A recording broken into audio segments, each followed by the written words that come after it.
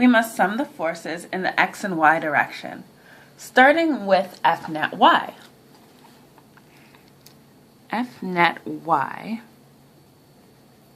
equals the force of gravity plus the normal force, which is perpendicular to the surface of contact, or the ground here, and Fty. So, since these are equal vectors, and vectors indicate magnitude, we know that the car is not accelerating in the y direction, but it moves with a constant velocity. So we can go ahead and set F net y equal to 0. This moves with a constant velocity in accordance to Newton's first law, which states that an object in motion remains in motion at a constant velocity.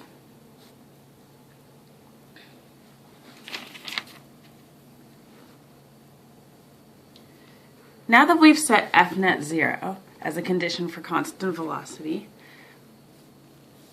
we need to determine what the force of gravity is. To define the force of gravity, we need to multiply the mass by acceleration. So that's, by 9.8. So that's 40 kilograms.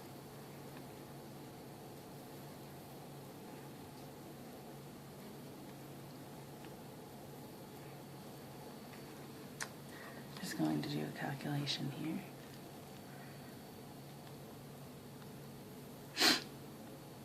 Okay, that's 392 newtons.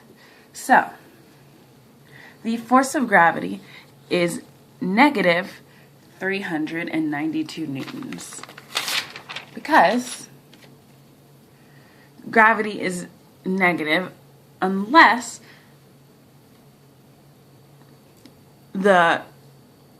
gravity is always negative unless the car is moving in the direction of gravity, which it is not. So we can go ahead and mark this as negative 392 newtons. Okay. We can move on from that now and try to determine F net x. But we need to keep in mind that the sum of these two forces needs to be 392 newtons.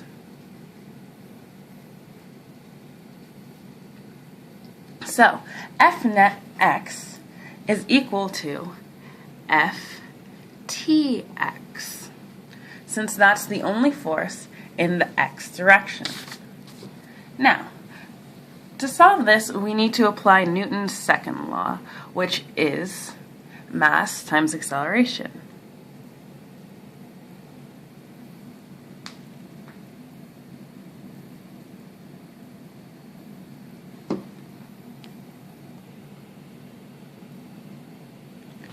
So, there are 250 newtons pulling on the cable, 250 newtons of force, that is.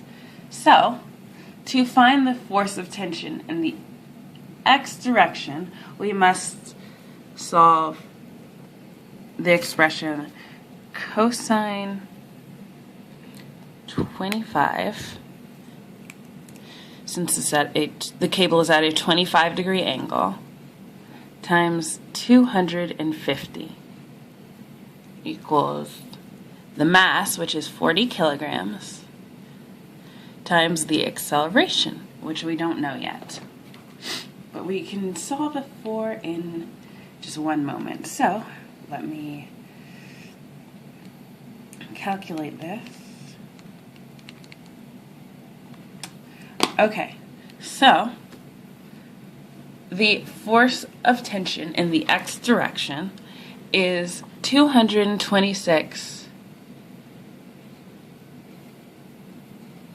newtons equals 40 kilograms times acceleration. So to solve for acceleration, we simply need to divide both sides by 40.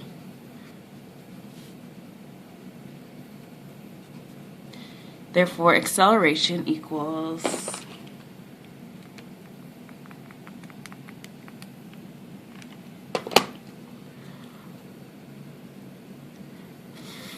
5.7 meters per second squared. So, because of these unequal vectors, we already know that there's going to be unequal force, and unequal force equates to acceleration, which we see right here. So, as previously stated, we have to come back to F net y and determine the normal force and the force of tension in the y direction, since we already have solved for acceleration right here. So,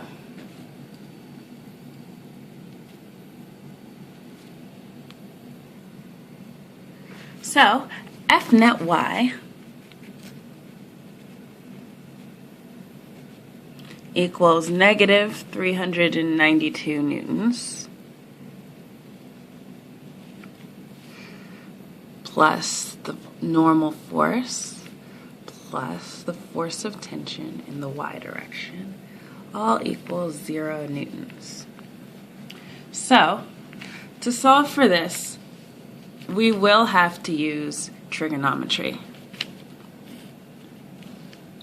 To make things easier, we can make a diagram of the forces. So this is at a 25-degree angle. This represents FTY.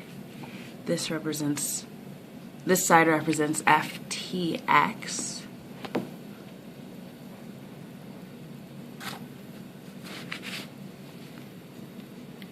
And this side represents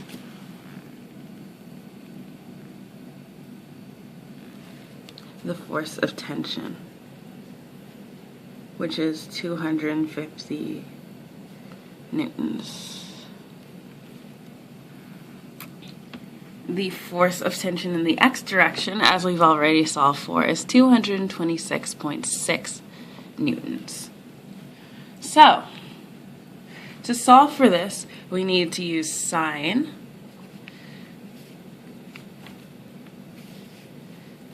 (25) equals FTY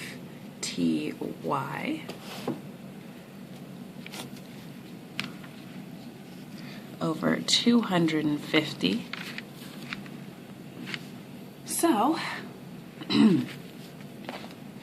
we just need to make another simple calculation.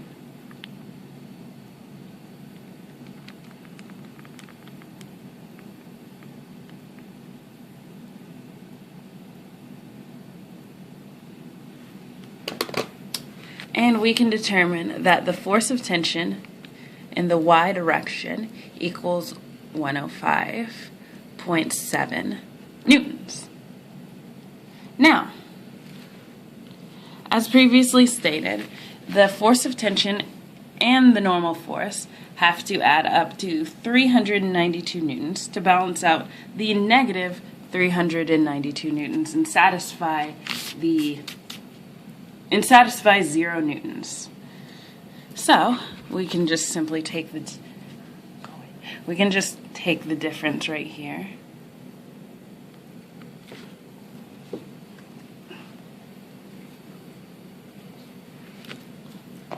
Which I will do on my calculator. And we can find that F of n equals 286.3 newtons. So, all in all, the acceleration is 5.7 meters per second. The force of gravity is negative 392 newtons. The force of tension in the y direction is 105.7 newtons. The normal force is 286.3 newtons. And